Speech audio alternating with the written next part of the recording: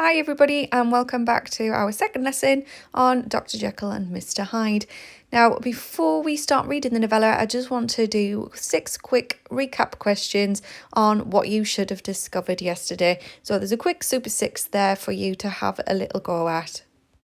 Now, before we start looking at the beginning and focusing on the character of Utterson, we just need to make sure that we are aware of who our key characters are. So, as the title of the novella suggests, obviously Henry Jekyll and Mr. Hyde are 2 of our key characters. And what we want to be doing as we're reading is we want to be identifying how those characters are described and ideally looking at the contrasts between them. Now, some of the other characters that we're going to encounter are Mr. Gabriel Utterson, who's our lawyer. We've got Dr. Hasty Lanyon, and we've got Mr. Richard Enfield. But it is the character of Utterson that we are going to focus on today. Now, it's Gabriel Utterson that I want to focus on today because he's our character that opens our story. And as I've bullet pointed here for you, he's presented as a gentleman and a lawyer, and he's actually the first character that we hear about and therefore arguably one of the most important. Now, although the story is told in a third person narrative, it is very heavily focused on Utterson's viewpoint. So we've got to see the influence that his character's thoughts and opinions have on the information that we are given. Also, he is what we would call the detective character in the story.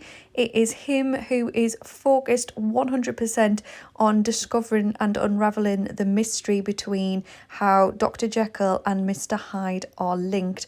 And with the background that he has as a lawyer, it is very much presented as a moral character who will stop at nothing until he has discovered personally the truth.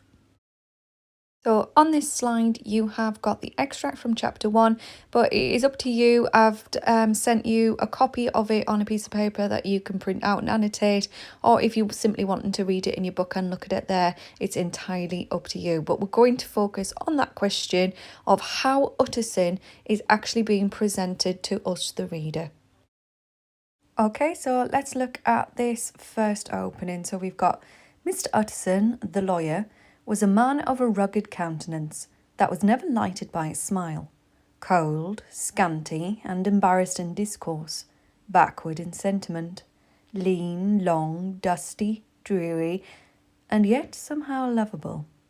At friendly meetings, and when the wine was to his taste, something eminently human beaconed from his eye, something indeed which never found its way into his talk, but which spoke not only in these silent symbols of the after-dinner feast, but more often and loudly in the acts of his life.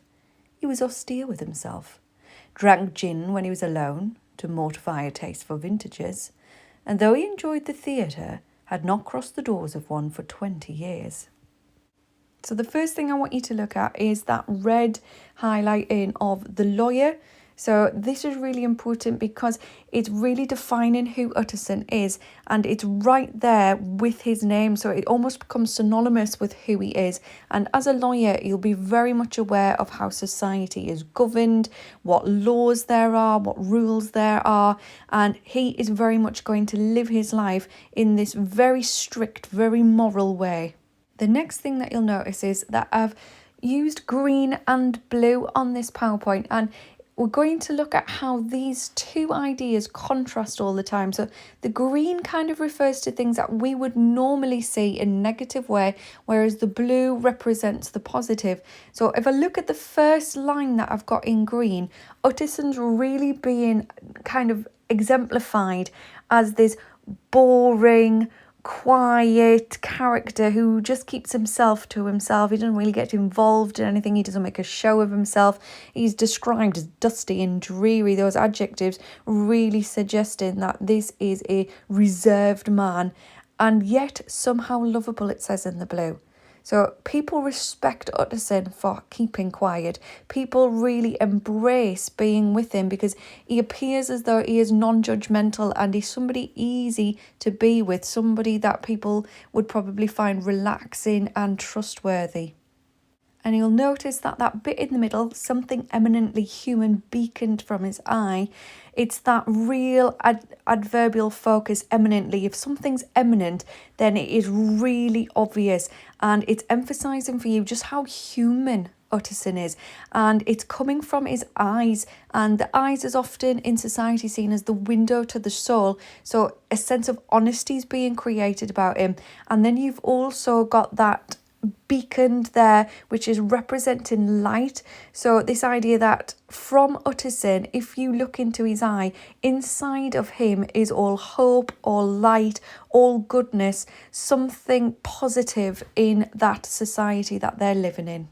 And then towards the bottom, you've got that adverbial sentence, loudly in the acts of his life, which is telling you that the way that Utterson speaks, and I'm saying speaks in inverted commas, so imagine my little fingers doing the air quotes, that it's telling you that Utterson is an actor. He does more in his life. He's an active character. It's not about what he says, it's about what he does. And remember that code that you would have looked up yesterday about those Victorian gentlemen. It is the things that they do that are deemed more respectful and more important in their life than the things that they say. The bit at the bottom that's in green where it says he was austere with himself, you might want to look up what that adjective austere means. It means that you are very, very strict. So this is telling you that Utterson really is a controlled character, and it gives you some examples of just how controlled he is. For example, it tells you in the blue that he loves going to the theatre. It's something that he enjoys, but he hasn't crossed one of the doors for 20 years. So he really does have remarkable self-control. And although he enjoys something, he won't indulge in it.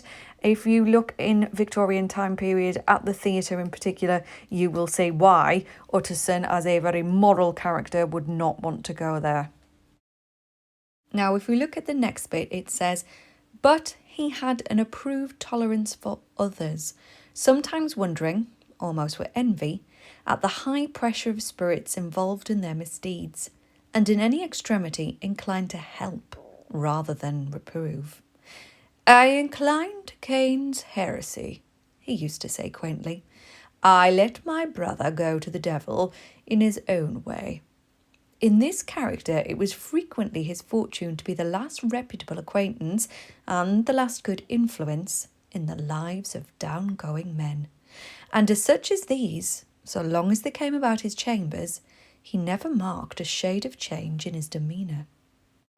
Now again, I've used the green here to begin us off with really picking up the positives about Utterson's character. So it tells you he's got an approved tolerance for others. And tolerance means that he is able to, what we would say, put up with somebody. He's able to reconcile himself with what other people are doing and saying. And if you are approving of that, it shows just how patient a man Utterson is. And again, that next bit underneath that says he's inclined to help rather than to reprove. So where anything is negative or anything is wrong in somebody's life, then Utterson sees it almost as his moral duty to do something to help that person. This little red bit in the middle where I've highlighted where Utterson's talking about Cain, he is referring to Cain and Abel from the Bible, so the brothers who fought and Cain murdered his brother and then was marked by God for that.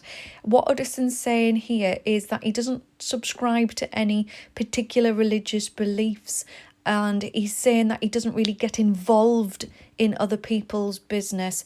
So Utterson's being made to be very clear that he's a non-judgmental character and he doesn't go poking around in the business of anybody else, which is showing that he really does subscribe to that ideals of a Victorian gentleman of, you know, what's happening in your own home is your own business and nobody else should be looking into that. Finally, the last bit's in green where it says he's the last reputable acquaintance and the last good influence in the lives of down-going men. I've put this as a contrast because the green's really emphasising for you that Utterson, as a lawyer, but also as a man, is somebody who prides himself on being a good influence on other people. And also Stevenson's making it clear for you here that Utterson, his job as a lawyer is that he is the last person to mix with those who are maybe marked as criminals with downgoing, meaning either they're going to jail or that they're taken to be hung. Because remember, corporal punishment in the Victorian society is still very much a thing, but it's also a lovely little bit of foreshadowing that Utterson is going to get himself involved and he's going to be the last kind of good character to be mixing with somebody who's about to do something terrible in this story. And our last little section is, no doubt the feat was easy to Mr. Utterson, for he was undemonstrative at the best, and even his friendship seemed to be founded in a similar catholicity of good nature. It's the mark of a modest man to accept his friendly circle ready-made from the hands of opportunity, and that was the lawyer's way. His friends were those of his own blood, or those whom he'd known the longest. His affections, like ivy, were the growth of time. They implied no aptness in the object.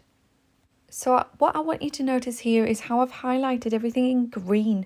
So the ending of this description about Utterson is all really positive, and Stevenson's done that on purpose. He really wants it to be clear that this is a man that might not say a lot, but actually the things that he does are really important, and everything that he does, as you can see here, is in good nature. It means that Utterson is a character that we can trust. This adjective in the middle, modest, is showing that he won't look for any attention, he won't look for any approval or reward for what he does. He simply acts out of goodness of his own soul. And then this bit about his friends, he's compared with that lovely simile at the bottom as being ivy, something that grows very quietly, very gently around something else. But once it's got hold, it is very, very difficult to remove. And that's what Utterson's like. He's a character that's made his friendships, he's made his decisions, and he's absolutely unshakable. Now, with that in mind, the last slide, I've made you a little model example of the sort of way that I would write it. And if you want to have a little go at this question, if you want to email your answers, I'm very, very happy to receive them, and I will mark them for you and give you some feedback. Good luck, people, and keep safe.